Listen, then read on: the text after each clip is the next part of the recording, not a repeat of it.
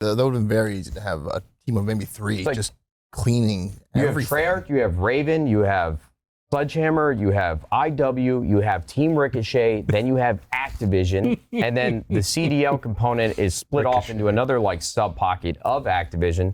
There's like 7 different heads of companies that are leading this full push with every Call of Duty title, and I don't actually think that they internally have a great handle on how everything is delivered from year to year to year, and I'm hoping with Microsoft buying Activision.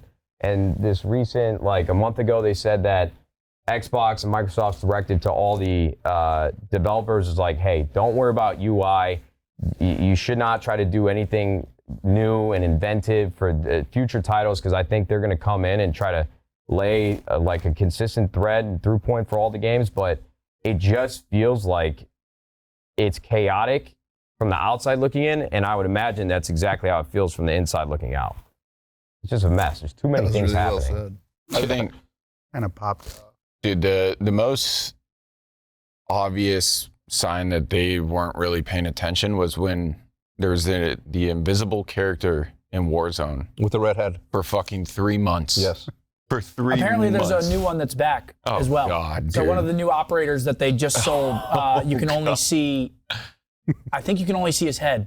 I think that's what people in chat were saying. I'm sure they hotfixed it. There's no way that they let that, but there was a new bundle for like 2,400. You say there's no way, but it happened for 3 months straight. But this isn't the same. This is like just happened or is happening. I don't know if they fixed it right now because I haven't played Warzone. They probably didn't. To improve Call of Duty going forward, I would just get rid of all the map developers they have right now, because and I'm talking multiplayer, I'm talking Warzone. I mean, I thought the zombie map was pretty cool, to be honest. Area 99 though, for Warzone was stellar. I think Area 99 might be one of the best Warzone maps that have come out. Have you played it like recently? Because we played it. Did we play it again? I played Area 99 for like 2 weeks straight, and I swear by it. I was waking up every morning playing it. I was having a blast. I think there's like recency bias with that map, because the more I played it, I was like, holy shit, this isn't that good. Yeah. It was just fun to start. It was fun for like a week or 2. Yeah, like a week. I think we just got something brand new, and we were like, this is awesome. I personally, I like Area 99 as well. Better than Alcatraz? No. I think Rebirth Island is just either way, just the best that has been out. But I do think Area 99 is like better than, I think Area 99 is better like in terms of like a Warzone map than the multiplayer maps that we're getting. Like I think they did a better job on that than the multiplayer maps. As the casual player here, and I mean this because I don't even play with Olden of OpTic anymore. I don't play with any of my video game friends. I literally play with fucking 44-year-old dads from my high school that I went to, and they obviously don't understand, right? They're just playing. Huh? You fucking run all those guys? Yeah, of course.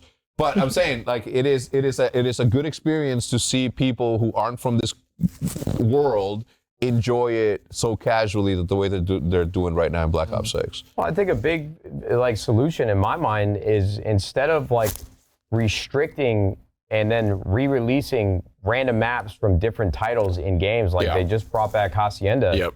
Call of Duty has like an illustrious IP that has 16, 17, 18 titles, years of history. They should just have all the maps available for every single game. Like, why are we sitting here like nitpicking which is going to come back? What is, I just thought about that right now, but like, what is the downside of making all those maps accessible? It doesn't change the way that people will experience the game. And maybe it's like, hey, for the first month, we're not going to have any of those maps available so that you can sit here and play the damn 16 maps that we just made for this new game. But then after that, you can have them all. I just don't understand why. Money. They want to remaster the games. They don't want you to get used to playing it, so you don't play the remaster, which that theory doesn't even really make sense either, because even if they remastered Black Ops 2, like, first off, everyone's going to play that. But second off, like, look at Cold War, for instance. They already brought back Raid, Standoff. Express was in Cold War. Like, they already did that. So it's like, that's my main thing, is like, it's just a money thing. No, I agree. Or it's an IP thing across all three of the different studios. That to me is the most asinine, because if Activision owns the Call of Duty IP, then all of the developers should just listen to what they're saying. Like they're the umbrella. They're all under the umbrella, so they get to. I think the weird part though is that only bringing back like 1 or 2 maps at a time. Yeah. Like I like Nade's idea of bringing everything back, but the fact that they're bringing in like 1 or 2 maps back rather than creating new maps, Yeah. I think that speaks volumes for the fact that like they know they have an issue. Like they have not made a good Warzone map since Verdansk. No. Like I think that like if Verdansk wasn't as fun as it was, that Warzone wouldn't be like it still wouldn't be played right now. Well, I also not feel as like much. Wait, not Verdansk this was one. The last one wasn't too bad. What? The one with the radar station top of the hill. That one, Al Mazrah. no, that one was way, it wasn't bad, but for 150 players, it was way too big. I do think that there is a massive challenge that's posed when you have to make a Warzone map or like a Fortnite map, any Battle Royale map. I don't think there's any way to know while you're developing it from like start to finish whether people are going to like it or not. It's something that I feel like it's lightning in a bottle or it's magic. Whether Well, somebody's there's like those pillars, right? Like Verdansk, I feel like people really like, but I also feel like some of it is rose-tinted glasses because it was COVID. It was like a perfect storm. It was the first iteration of Warzone, so nobody really had anything to judge off of. This was like the first blackout thing. And then after Verdansk, it's like, oh, we didn't like downtown because of the verticality. So like there's kind of these pillars that the community kind of rages about.